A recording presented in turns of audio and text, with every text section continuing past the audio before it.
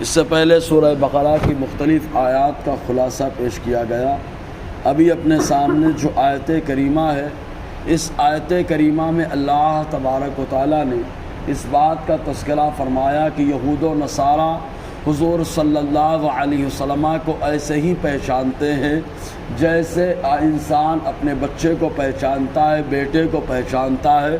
آدمی جب اپنے بیٹے کے بارے میں اس کی خوبیوں کو بھی جانتا ہے اور اس کی عادتوں کو بھی جانتا ہے، اس کے اوصاف کو بھی جانتا ہے، اس کے رہن سہن اور اٹھن بیٹھن اور تمام عادات و اطوار اور احوال و قواعد سے واقف ہوتا ہے، تو اللہ تبارک و تعالیٰ فرماتا ہے یہود و نصارہ اسی انداز میں حضور صلی اللہ علیہ وسلم کے عادات و اطوار، کردار و گفتار، احوال و قواعد سے مکمل واقف ہے۔ یہی وجہ ہے کہ جب یہودیوں کے ایک بہت بڑے عالم جن کا نام عبداللہ ابن سلام رضی اللہ تعالیٰ عنہ ہے، جب وہ ایمان لائے تو ایمان لانے کے بعد حضرت عمر رضی اللہ تعالیٰ عنہ سے ان کی ملاقات ہوئی، تو حضرت عمر رضی اللہ تعالیٰ عنہ نے ان سے پوچھا، یا عبداللہ ابن سلام یہ بتائیے کہ اللہ تبارک و تعالیٰ قرآن میں فرماتا ہے کہ یہود و نصارہ حضور کو ایسے ہی جانتے ہیں جیسے انسان اپنے بیٹے اور بچوں کو پہچانتا ہے۔ تو عبداللہ ابن سلام کہتے ہیں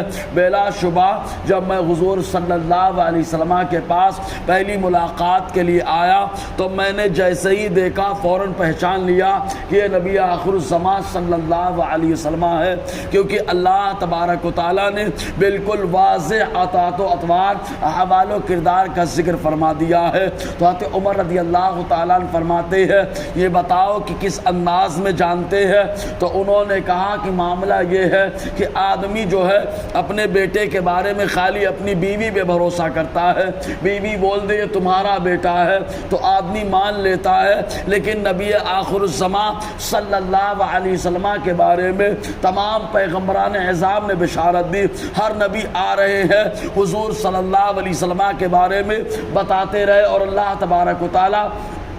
اسی انداز میں جو ہے کتابوں میں ذکر فرماتا رہا۔ تو اس سے کلیئر ہو جاتی ہے بات کہ آدمی اپنے بیٹے کے بارے میں خالی اپنی عورت پہ بھروسہ کرتا ہے، لیکن حضور کے بارے میں سارے نبیوں نے بتایا اور کتابوں میں آیا۔ اس لیے آدمی کو اپنے بچے کے بارے میں ایک بار شبہ ہو سکتا ہے، لیکن یہود و نصارہ کو حضور کے بارے میں ذرہ برابر بھی کوئی شبہ نہیں ہے، وہ جانتے ہیں لیکن حسد اور جلن کی وجہ سے خالی ایمان نہیں لاتے۔ حدیث پاک میں بھی آیا حضور صلی اللہ علیہ وسلم فرماتے ہیں حسد کی وجہ سے پہلے نیکیاں تباہ اور برباد ہوتی ہے، اور اس کے بعد جب بندہ حسد کرتا رہتا ہے پھر ایمان غارت ہو جاتا ہے۔ آپ دیکھیں یہود و نصارہ کے پاس اتنی عظیم دولت کہ حضور کی آمد سے پہلے حضور کے وسیلے ہی سے دعا مانگتے اللہ تعالیٰ کرم فرماتا، لیکن خالی اس وجہ سے کہ وہ حضرت یعقوب علیہ السلام کی نسل میں نہیں آئے، حضرت اسماعیل علیہ السلام کی نسل میں آئے، اس لیے ان لوگوں نے مارے حسد اور مارے جلن کے ان لوگوں نے جو ہے حضور صلی اللہ علیہ وسلم کو ماننے سے منع کر دیا۔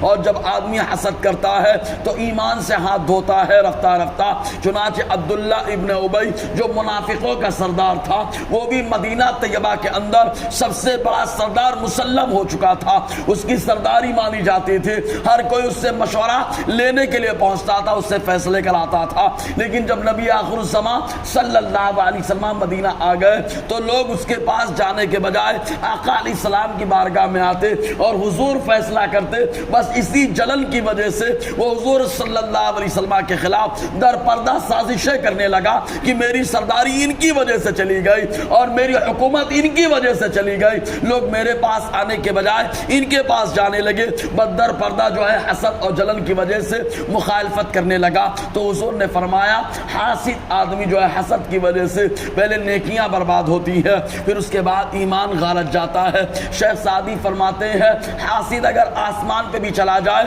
تو اس کا دشمن اس کے ساتھ جائے گا۔ بہرکیف تو اللہ تعالیٰ فرماتا ہے الذین آتیناہم الکتاب وہ جنہیں ہم نے کتاب سے نوازا، یعرفونہ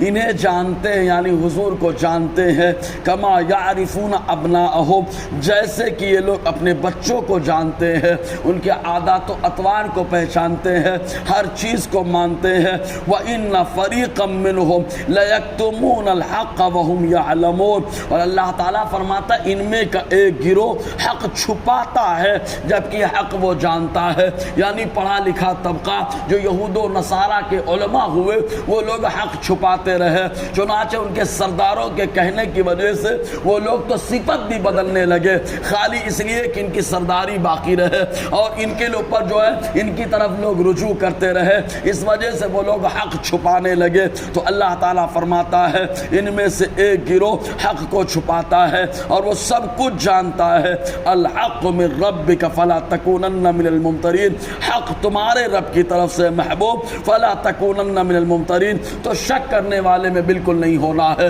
تو اللہ تبارک و تعالیٰ نے اپنے محبوب کی دلجوئی فرمائی، انشاءاللہ اور آگے گفتگو رہے گی۔ اللہ تعالیٰ فیضان قرآن برکات قرآن سے مالا مال فرمائے۔